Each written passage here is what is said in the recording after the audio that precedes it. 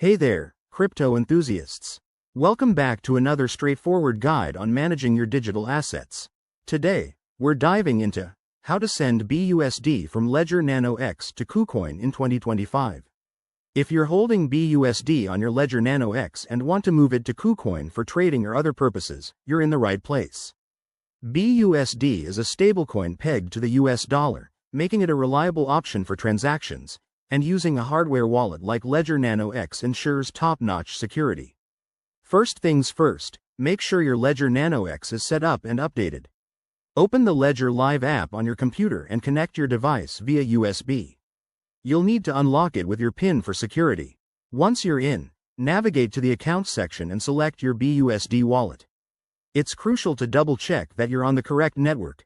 BUSD typically operates on the BNB Smart Chain or Ethereum, so confirm which one you're using. Next, head over to the Kucoin website or app and log into your account.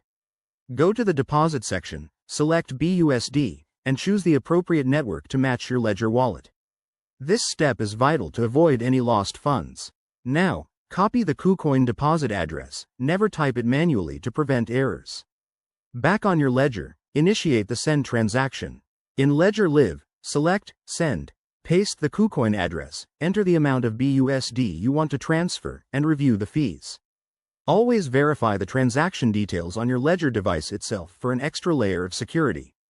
Hit Confirm, and watch as your BUSD makes its way to Kucoin. It usually takes a few minutes to a couple of hours. Remember, safety is key in crypto. Double-check addresses, use a secure internet connection, and never share your private keys. If you're new to this, practice with a small amount first. By following these steps, you'll have your BUSD transferred smoothly. Thanks for watching. If this helped, give it a thumbs up, subscribe for more crypto tips, and drop your questions in the comments. Stay secure out there. See you in the next video.